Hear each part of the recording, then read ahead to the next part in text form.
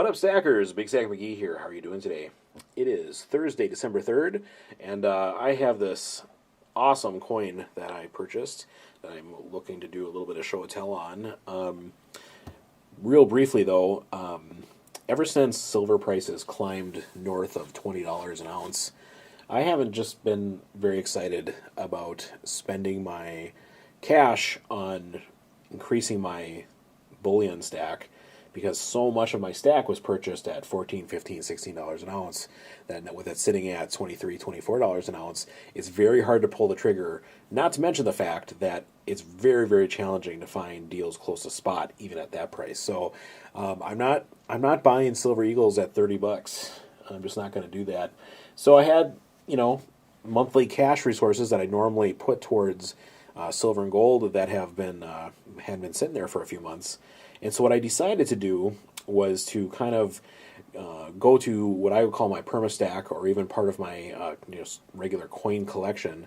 In the past, right when I first started, I picked up Morgan silver dollar that was in mint state 64, I believe. And I just marveled at it compared to my cull versions. I had tubes of Morgans. Some were cull and some were, slightly better than that, fine or extra fine condition. But the one that was in mint state, I couldn't believe the level of detail you could see. And of course, that's going to be the case with a quality preserved coin like that. But I only picked up that. I picked up a peace dollar in that same fashion. Shortly thereafter, probably a year or two, I picked up a trade dollar because I found a really good deal on one during like a eBay Bucks promotion or something like that. And then I thought, well, hey, I got all these nice silver dollars. I'm going to try to see how far back I can go. And a couple years ago, then I picked up a nice Civil War seated Liberty in AU condition, and I loved it. So I'm like, okay, well, how far back can I go with this? Well, you can't go any further back from there without paying a huge amount of money. Those Gobrecht silver dollars, they only made for a couple years, are $10,000. If you're trying to find versions of those. But if you go one step back from that to the draped bust silver dollars, you can find some that are in okay condition. I say that because the piece that I got, and this is a draped bust dollar I picked up, I was able to find one in fine 12, and they're expensive, I'm not going to lie, but boy, oh boy, is this a great piece to add. And so, yeah, in this times with elevated bullion prices, I'm taking an opportunity to expand my own coin collection. So, hope you enjoy this. This is, like I said, F12. This information underneath is talking about particular variations in the die that exist from the known versions of this coin.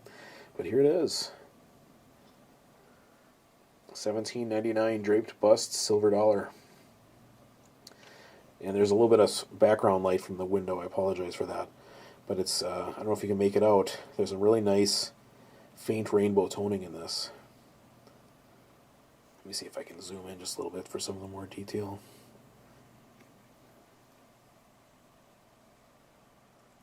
And yeah, of course, on a fine example, that face is pretty worn away. Nice big ding here at the bottom. $17.99.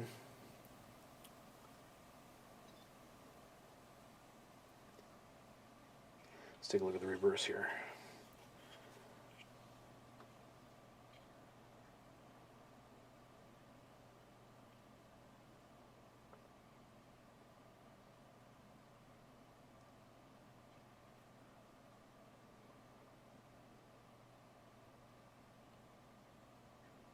So yeah, just a little bit of show and tell.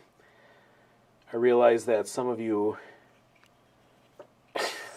especially pure stackers, a lot of times will be very confused as to why people would spend a good deal of money on a collectible, because it just doesn't fit that same vein. This is not valuable for the intrinsic value of silver in this. That would be worth like $25 or something like that. Actually, less than that, more like $20 probably, because there's less than an ounce of silver in this coin. But the historical value of a piece like this is tremendous. And I just find myself, gazing at this, because it's just so amazing. $17.99, George Washington could have held this in his hand. This was minted the year before he died. So that's amazing to me. And it's really kind of lit a fire under me to Throughout the course of, I don't know, the next 10 years, I would like to work on a typeset of U.S. coinage because I think that'd be really cool to have be some of my most treasured possessions.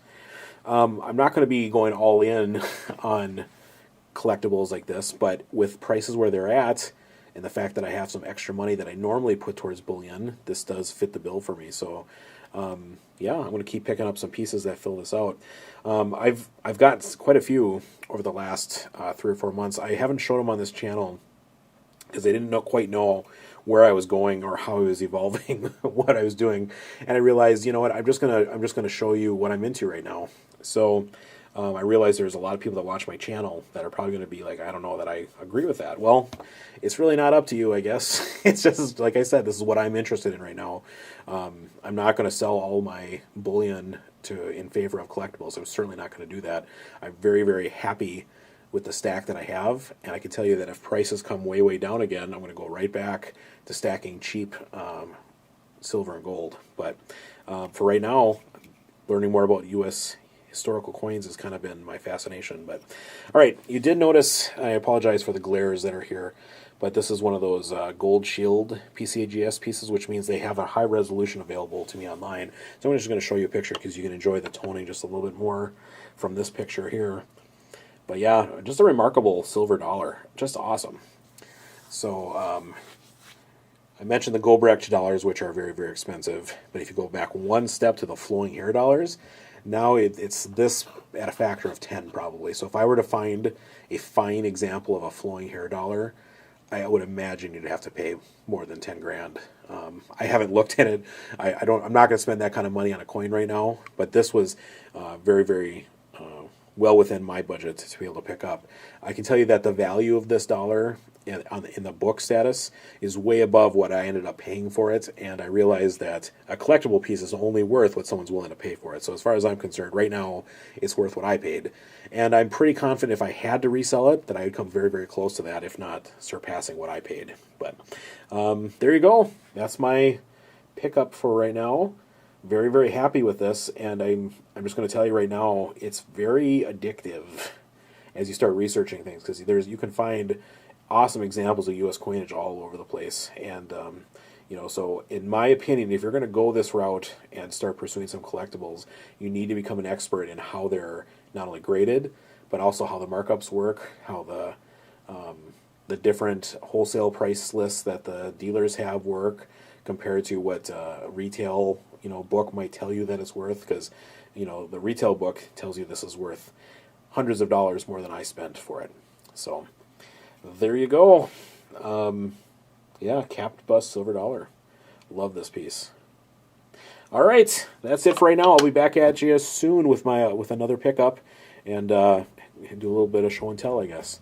This is Big Stack McGee. Leave a comment if you have a question, and if you're mad because I am now pursuing some collectibles, you can certainly find other channels that I'm sure you enjoy more than mine. All right, see you later. Big Stack McGee. Take care.